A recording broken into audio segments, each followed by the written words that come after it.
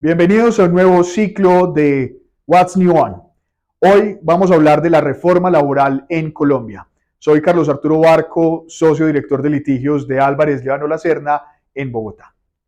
Primero, la reforma laboral en Colombia ha sido un tema que ha suscitado diversas opiniones. Es un proyecto propuesto por el gobierno nacional en Colombia, un gobierno democrático de izquierda, el primero en la historia republicana colombiana. Ahora bien, el Código Sustantivo del Trabajo vigente en Colombia es un código que data de 1950, que ha tenido algunas reformas estructurales en 1965, en 1990 y en el año 2002.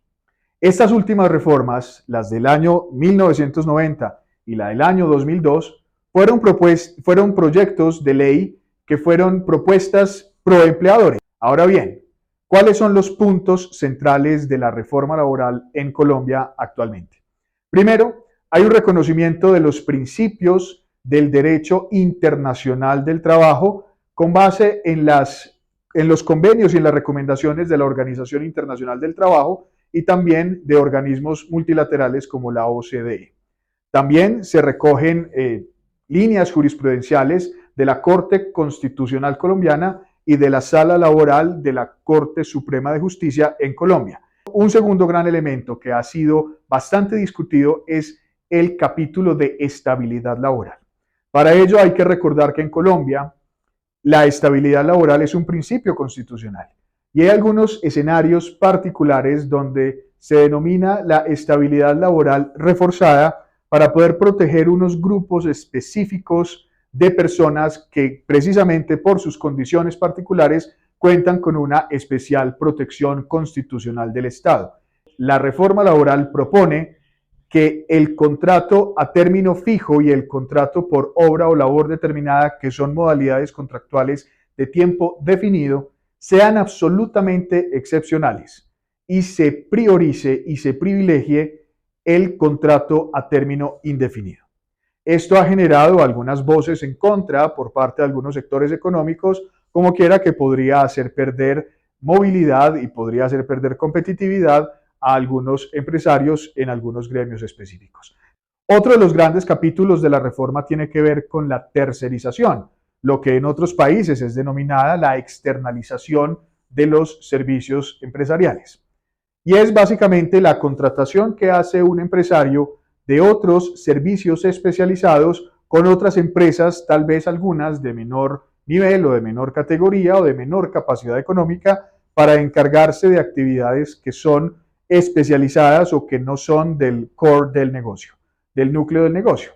Inicialmente se había buscado que un empresario no pudiera externalizar estas actividades. Sin embargo, la propuesta del gobierno nacional en la reforma laboral actual supone que se va a permitir la tercerización de actividades, se va a permitir esa externalización, pero siempre y cuando el empresario contratista que recibe a su cargo el encargo, valga la redundancia, de ejecutar una actividad especializada, pues cuente con los suficientes medios técnicos y tecnológicos y también administrativos y financieros que le permita ejecutar una actividad de forma autónoma e independiente, por supuesto, especializada. Esto con la finalidad de evitar que a través de figuras o fachadas entre los empresarios beneficiarios de la obra y los contratistas que no tengan una capacidad autónoma puedan burlarse eventualmente de derechos laborales o puedan desconocerse relaciones laborales directas. Otros elementos importantes dentro de la reforma laboral tienen que ver con la regulación de la jornada laboral y del tiempo de servicio. Ahora lo que se propone es que precisamente se pague un recargo nocturno en Colombia, ya no desde las 21 horas, sino desde las 19 horas, lo que equivale en Colombia a las 7 de la noche. También se regulan los recargos dominicales o festivos. Lo que se propone en esta reforma laboral es recuperar el 100% del pago de esos valores trabajados en día domingo o festivo, para que progresivamente se alcance de nuevo el pago de un 100% de los valores del valor de la hora trabajado en el día domingo, que es el día de descanso, o un día festivo o feriado que por razones previstas en la ley está autorizado no trabajar y festejar el día feriado o festivo según el caso.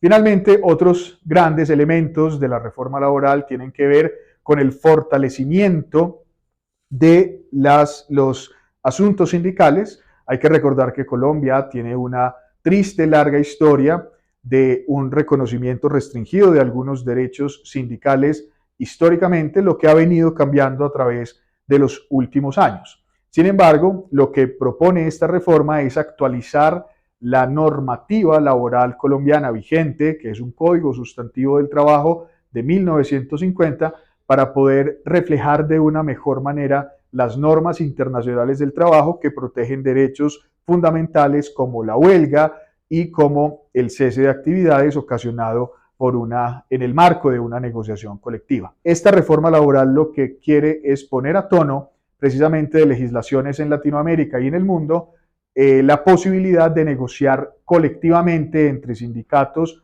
que agrupen industrias o que agrupen varios empleadores o ramas de actividad económica con los empleadores también agrupados en agremiaciones o en asociaciones o en general en gremios. Otros elementos asociados a esta reforma buscan precisamente mejorar algunas condiciones de trabajo particulares de los trabajadores de plataformas digitales, de los trabajadores rurales, que en Colombia son una amplia mayoría, y también buscar la laboralización de algunas situaciones concretas, como el caso de los jugadores y entrenadores de fútbol, entre otros elementos. En general, son grandes debates y grandes opiniones que se generan a través de esta reforma laboral propuesta por el gobierno colombiano, de lo cual seguramente estaremos hablando a mayor profundidad más adelante. Un cordial saludo.